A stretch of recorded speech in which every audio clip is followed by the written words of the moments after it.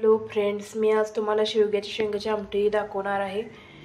ही शेवग्याची शेंग कापून घेतलेली आहे मी।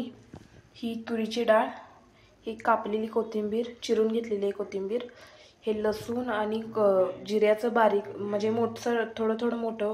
नमस्कार, मी प्रतीक्षा भोसले आणि प्रतीक्षा भोसले यूट्यूब चॅनलमध्ये तुम्हा सर्वांचं स्वागत आहे। श्री स्वामी समर्थ। आज मी तुम्हाला शेवग्याची शेंगाची आमटी करून दाखवणार आहे। तर त्याच्यासाठी लागणारं साहित्य बघा। हे कापून घेतलेले शेवग्याची शेंग, ही तुरीची डाळ, टोमॅटो, लसूण आणि जिरे थोडंसं मोठं चेचलेलं आहे, आणि हे आहे ती कोथिंबीर बारीक चिरून घेतलेली आहे। त्याच्यासाठी लागणारं मीठ, जिरे काय यामध्ये घातलेले आहेत मी, ही लाल तिखट आणि हळद एवढंच साहित्य लागणार आहे, आणि मोहरी। तर बघा, तर सगळ्यात आधी गॅस चालू करून घेतलेला आहे।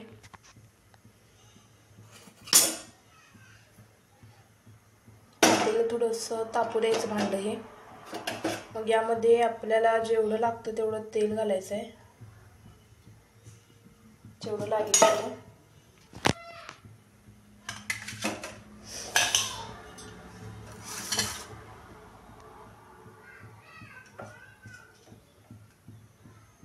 मग त्यामध्ये आपण हे जिरे व लसूण नाही, जरा थोडी मोठी वाटण केलेलं आहे ना, म्हणजे चेचून घेतलेलं आहे ना, ते टाकायचं त्यामध्ये। ते झाल्यानंतर मग हे टोमॅटो घेतलेली बारीक चिरून, हे पण घालायचं यामध्ये।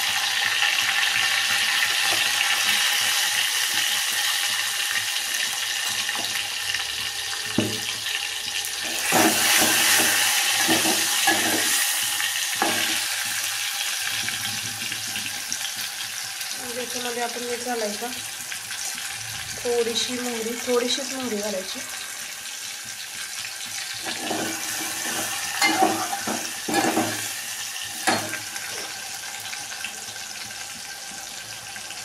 मीठ,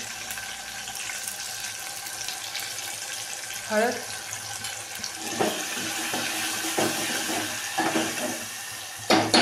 थोडं भाजून घ्यायचं, याला पण फ्राय करून घ्यायचं।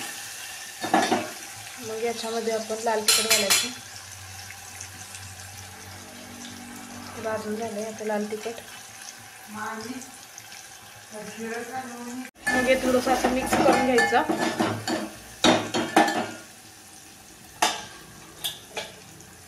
मग ह्या कट करून घेतलेल्या शेंगा आहेत ना, ह्या याच्यामध्ये टाकायच्या।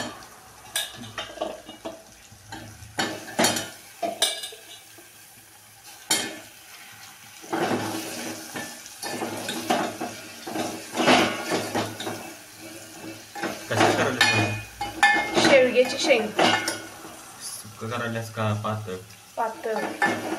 रस्सा।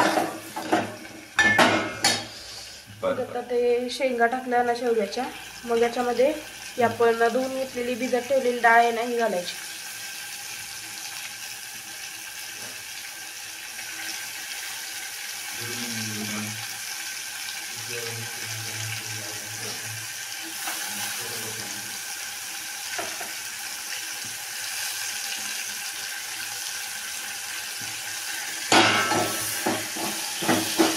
मिक्स करून घ्यायचं सगळं, मिक्स करायचं।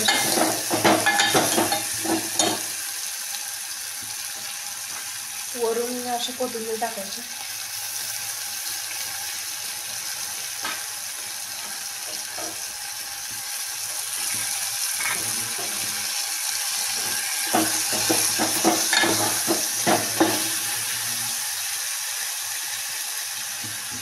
गॅसवर गरम करायला पाणी ठेवलंय, हे याच्यामध्ये टाकायचं।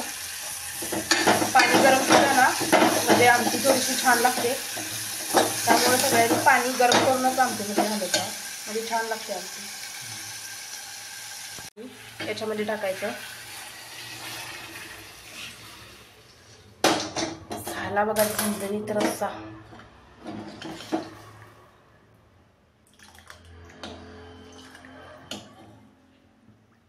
पाणी टाकून झालं ना, थोडासा एकदम थोडासा मी शेंगदाण्याचा कूट घेतलाय, थोडासाच कूट घालायचा। अशी एकदा आमटी करून बघा, खूप छान होते.